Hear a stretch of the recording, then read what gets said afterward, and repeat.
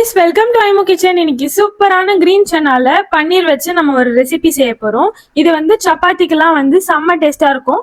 வாங்க எப்படி செய்யலாம் பாத்துறலாமா?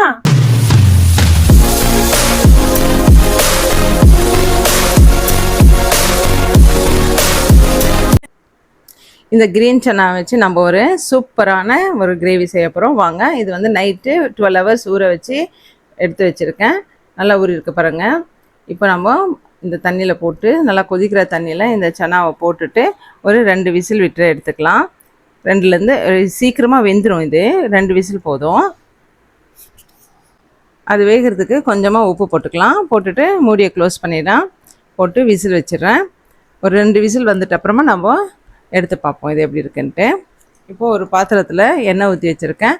அதில் நம்ம ட்ரை ஸ்பைசஸ் இருக்கு இல்லையா, லவங்கம், பட்டை, ஏலக்காய், பிரிஞ்சி இலை இதெல்லாம் போட்டுடலாம். போட்டுட்டு வெங்காயத்தை வந்து நல்லா பொடிசாக சாப் பண்ண வெங்காயம் அதை போட்டுட்டு அது நல்லா கலர் சேஞ்ச் ஆகி வரணும். அது கேரமலைஸ்டு ஆகிற வரைக்கும் அதை நல்லா வதக்கிக்கலாம். இப்போ இந்த வெங்காயம் வதக்கிறதுக்கு நம்ம கொஞ்சம் உப்பும் போட்டு வதக்கணுன்னா சீக்கிரமாக வதங்கிடும். அதுக்கப்புறம் நம்ம வந்து தக்காளி பியூரி தான் எடுத்துருக்கேன். நான் தக்காளி பியூரியும் இதிலேயே சேர்த்துக்கிறேன். 2 தக்காளி வந்து நான் பியூரி பண்ணி வச்சுருக்கேன். அதையும் போட்டுடுறேன். அதையும் போட்டு நல்லா மசிச்சிடலாம். இப்போ அதில் வந்து நம்ம ரெட் சில்லி பவுடர், மஞ்சள் பொடி, தனியா பொடி, அப்புறம் சீரக பொடி, கரம் மசாலா இது எல்லாத்தையுமே போட்டு நல்லா வதக்கிட்டு நல்லா சுடு தண்ணி கொஞ்சமாக சுடு தண்ணி போட்டுக்கலாம். அப்படி சுடு தண்ணி போடலன்னா நம்ம வந்து சன்னா வேக வச்சுருக்க தண்ணியை கூட நம்ம அதில் போட்டுக்கலாம். போட்டுட்டு நல்லா தண்ணி கொதிச்சுட்டு வரட்டும்.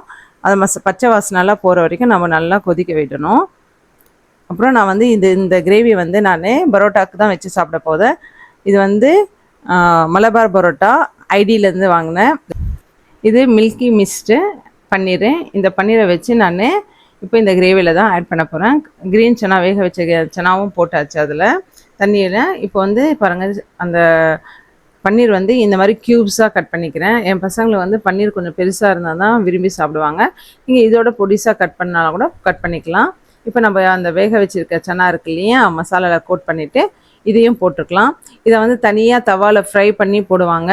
நாங்கள் கொஞ்சம் டயட்டாக இருக்கனால, ஏன்னா ஐடி அந்த வெளியில் வாங்குற பரோட்டாவும் வந்து நம்மளுக்கு நல்லதில்லை உடம்புக்கு, இருந்தாலும் கொஞ்சம் டேஸ்ட்டுக்காண்டி சாப்பிட்றோம் இல்லையா, ஒரு டிஷ்ஷாவது நம்மளுக்கு ஹெல்த்தியாக இருக்கணும்ன்ட்டு இந்த மாதிரி செஞ்சுருக்கேன். நீங்கள் அதை வந்து தவாவில் லைட் டோஸ்ட் பண்ணி கூட நீங்கள் போட்டு சாப்பிட்லாம், நல்லாயிருக்கும். பாருங்கள், இப்போ நம்ம கஸ்தூரி மேத்தி போட்டுக்கலாம். இந்த கஸ்தூரி மேத்தி போட்டால் தான் நம்மளுக்கு வந்து ரெஸ்டாரண்ட் ஸ்டைல் ஃப்ளேவர் கிடைக்கும். இருந்தால் போட்டுக்கோங்க, இல்லைன்னா ஆப்ஷனல் தான். அதை போட்டுட்டு நல்லா கொஞ்சம் கிளறி விட்டுடலாம். கிளறி விட்டுனா எல்லா இடத்துலையும் அது கோட் ஆகிடும். இப்போ இது வந்து நான் செமி கிரேவியாக தான் செஞ்சுருக்கேன். உங்களுக்கு கொஞ்சம் லிக்விடாக இதாக வேணும்னா நீங்கள் கொஞ்சம் சுடு தண்ணி ஊற்றிக்கோங்க. பச்சை தண்ணி ஊற்றாதீங்க, சுடு தண்ணி ஊற்றிக்கோங்க. செம்ம டேஸ்ட்டாக இருக்குங்க. வாங்க நம்ம இதை டிஷ் அவுட் பண்ணிவிட்டு சாப்பிட்லாம். அதுக்கு முன்னாடி நம்ம ஒரு டேஸ்ட் பண்ணிக்கலாம். உப்பு, காரம், மிளகு எல்லாம் நல்லா இருக்கான்ட்டு. வாவ், சூப்பராக இருக்குங்க. நீங்களும் ஒரு வாட்டி இதே மாதிரி செஞ்சு பாருங்கள். நம்மளுடைய பன்னீர் எப்படி சூப்பராக ரெடி ஆகிடுச்சு. அதுக்கப்புறமா நல்லா ஒரு கைப்பிடி அளவுக்கு கொத்தமல்லியை நம்ம அதில் தூவிடலாம். அதுவும் நல்லா ஃப்ளேவராக இருக்கும். இப்போ இதை நல்லா கிளறிட்டு நம்ம கொத்தமல்லி போட்டிருக்கோம் இல்லையா, நல்லா கிளறிடலாம். பாருங்கள் எவ்வளோ கலர்ஃபுல்லாக க்ரீனு, ஒயிட்டு, க்ரீன் கலரில், ரெட் கலரில் செம்மையாக இருக்குது. இதே மாதிரி இதே அளவுகளோடு நீங்களும் செஞ்சு பார்த்துட்டு எப்படி இருக்குன்னு எனக்கு கமெண்ட் பண்ணுங்கள்.